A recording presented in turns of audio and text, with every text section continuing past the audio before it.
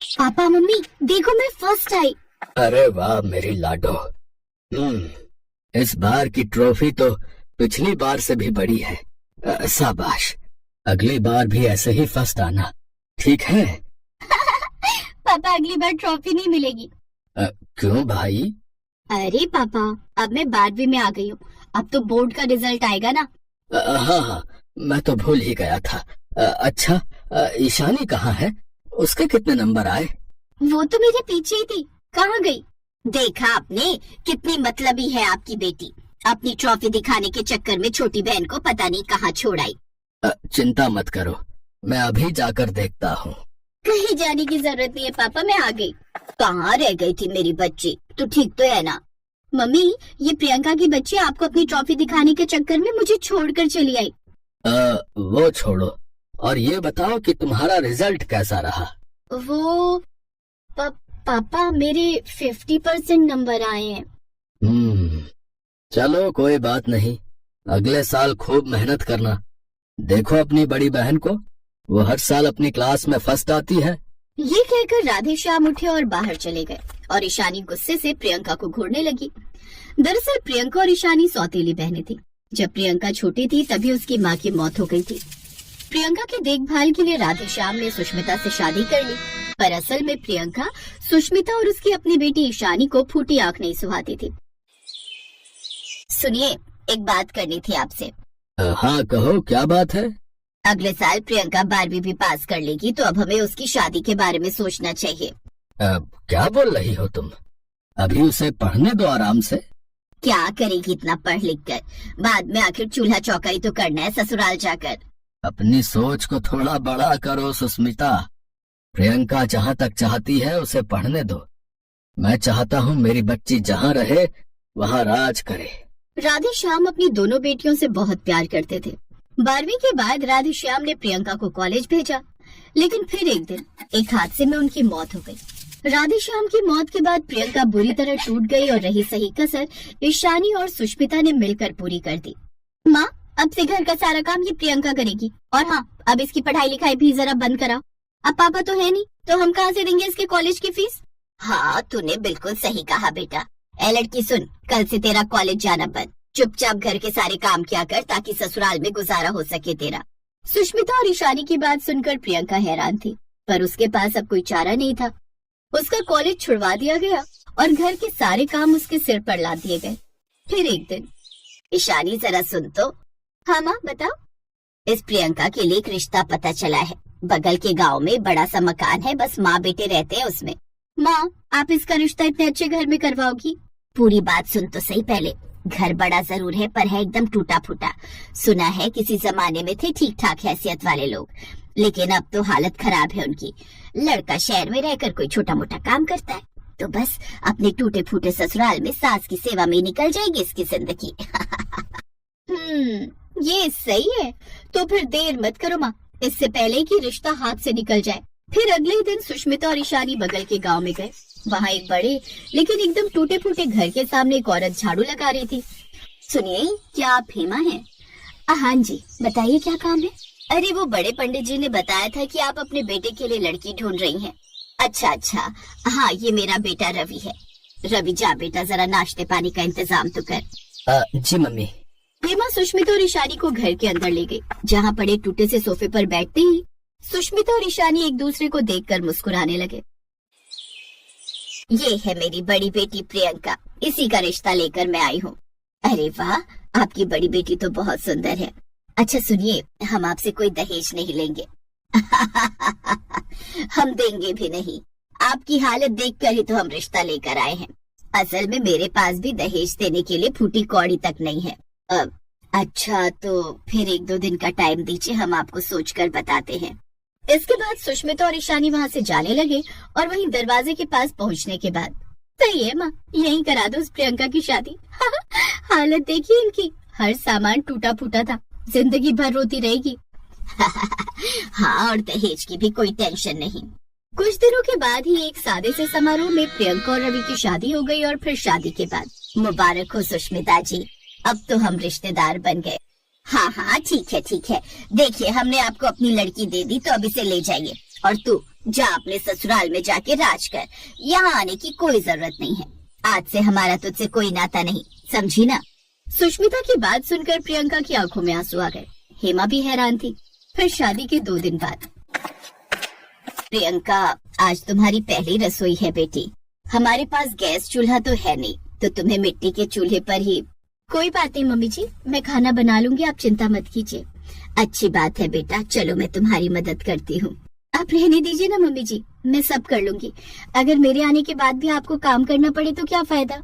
अच्छा, तू कोई जादू करनी है क्या?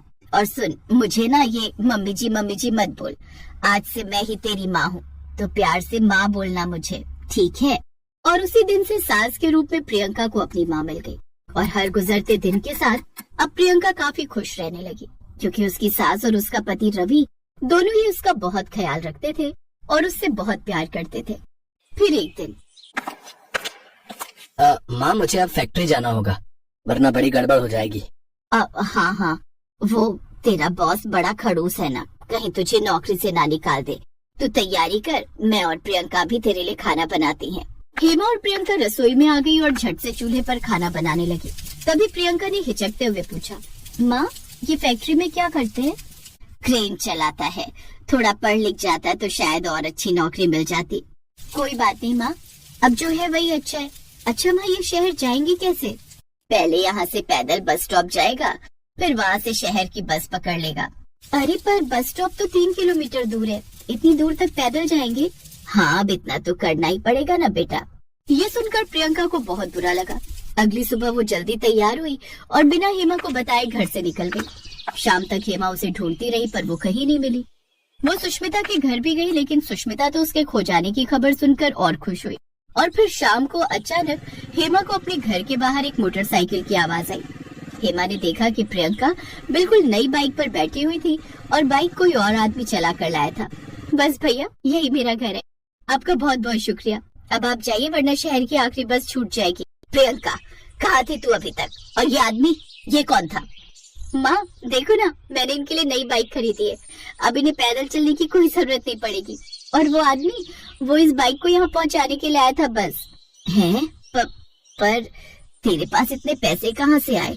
माँ, वो मेरा मंगलसूत्र था ना, उसे मैंने बैंक में गिरवी रख दिया। तू पागल हो गई है क्या? वो तेरा मंगलसूत्र था, तेरे माँ और पापा की आखिरी निशानी, इसीलिए तो गिरवी रखा है माँ, बेचा नहीं है। और आप फिक्र मत करो, मैंने सोच लिया है कि अब से मैं भी कमाऊंगी। मैं बच्चों को घर बुलाकर ट्यूशन पढ़ाऊंगी, फिर आप देखना, मैं और ये मिलकर पहले मेरा मंगलसूत्र छुड़वाएंगे और फिर हमारे इस टूटे फूटे घर को भी एकदम बढ़िया सा घर बना देंगे। वक्त लगेगा पर सब हो जाएगा, मुझे यकीन है माँ। ये सुनते ही हेमा की आंखों में आंसू आ गए। वो प्रियंका को लेकर अपने कमरे में गई और फिर जो हुआ वो देखकर प्रियंका हैरान हो गई। हेमा ने अपनी अलमारी से एक स्मार्टफोन बाहर निकाला और उससे रवि को कॉल किया। हाँ माँ, सब ठीक तो है ना? आपने फोन क्यों निकाला? अब कोई जरूरत नहीं है इस सब ड्रामे की, तू जल्दी से गाँव आ जा। प्रियंका ये सब सुनकर हैरान थी, लेकिन अभी तो बहुत कुछ बाकी था। कुछ देर बाद एक लंबी सी कार घर के सामने आकर रुकी। ड्राइवर ने गेट खोला तो पीछे की सीट से रवि निकला, जो सूट बूट में था। ले, मिल अपने असली पति से, रवि मल्होत्रा, मल्होत्रा इंडस्ट्रीज का इकलौता मालिक। अरे पगली, ये घर तो हमारा पुश्तैनी घर है, हम तो शहर में अपनी शानदार कोठी में रहते हैं, यहाँ तो बस कभी कभी चूल्हे की रोटी खाने आ जाते हैं। और तुम्हारी माँ को लगा कि यही तेरा असली ससुराल। एकदम टूटा फूटा। पर आपने मुझे क्यों नहीं कुछ बताया? उस दिन हमने तुम्हारी माँ और बहन को बातें करते सुन लिया था और तभी माँ ने ये तय कर लिया था कि मेरी शादी होगी तो तुम्ही से। लेकिन हम ये जानना चाहते थे कि तुम अपनी माँ और बहन जैसी तो नहीं हो। और फिर तुमसे मिलने और तुम्हें समझने के बाद हम ये भी समझ गए कि अगर हमारी सच्चाई तुम्हारी माँ को पता चली तो वो किसी हाल में ये रिश्ता नहीं होने देंगी। हाँ, और शादी के बाद भी तुम्हें कुछ इसलिए नहीं बताया क्योंकि हम तुम्हारा खोया हुआ आत्मविश्वास जगाना चाहते थे। और देखो, आज हम कामयाब हो गए। सच जानने के बाद प्रियंका बहुत खुश थी। थोड़ी देर बाद ही वो अपने परिवार के साथ अपने असली ससुराल निकल पड़ी। ये शायद किस्मत का खेल ही था कि रास्ते में सुष्मिता और ईशानी का उनसे सामना हो गया। फिर सारी सच्चाई जानने के बाद वो दोनों अपनी नजरें नहीं उठा सकी और वहाँ से चुपचाप चली गई।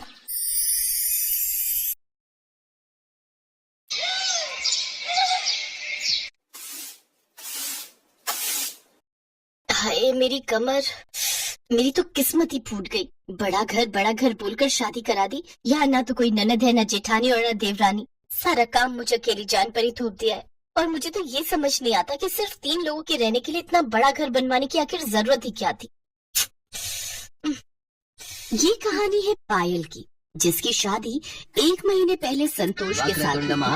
संतोष दुर्गापुर में अपने माता पिता के साथ रहता था। खास बात ये थी कि जहाँ संतोष रहता था उससे बस आधा किलोमीटर दूर ही माँ दुर्गा का एक बहुत बड़ा मंदिर था। लोग दूर दूर से उस मंदिर में मन्नतें मांगने आते थे।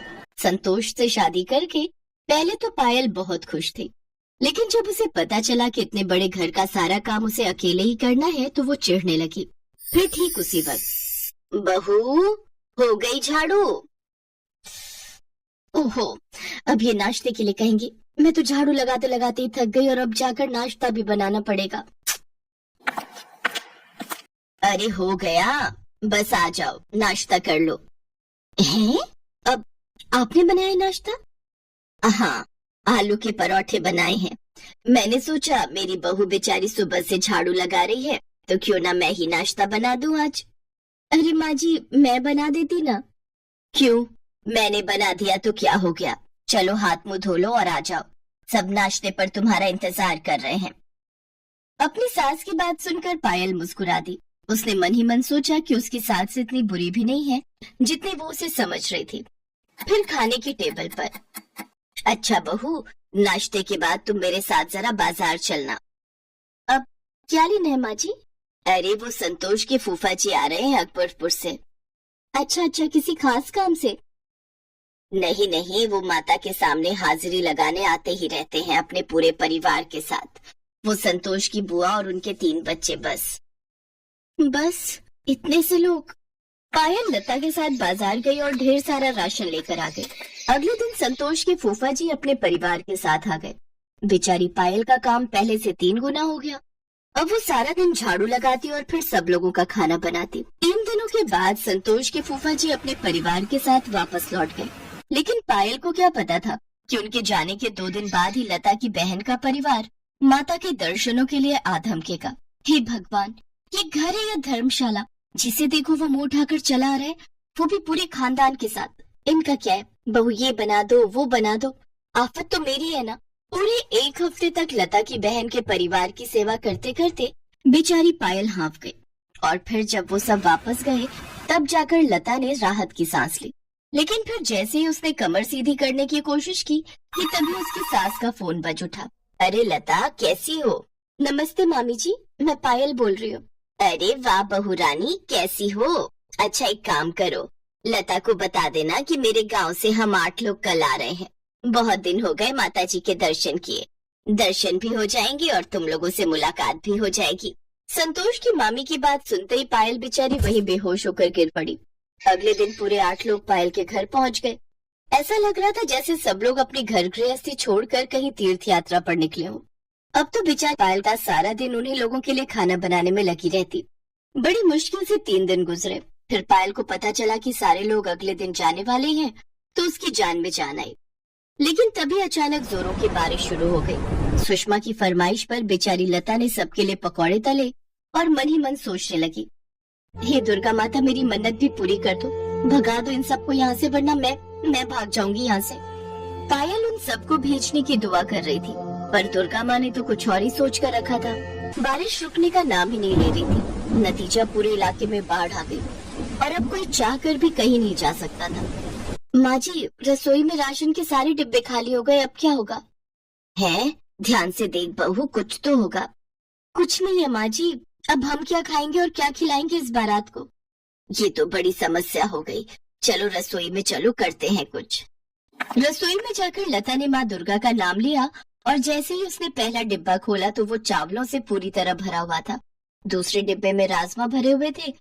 अपनी आंखों के सामने इतना बड़ा चमत्कार देखकर पायल का मुंह खुला का खुला रह गया। देखा बहू माँ का चमत्कार, वो भी चाहती हैं कि हमारी ये धर्मशाला कभी बंद ना हो। और अब वो दोनों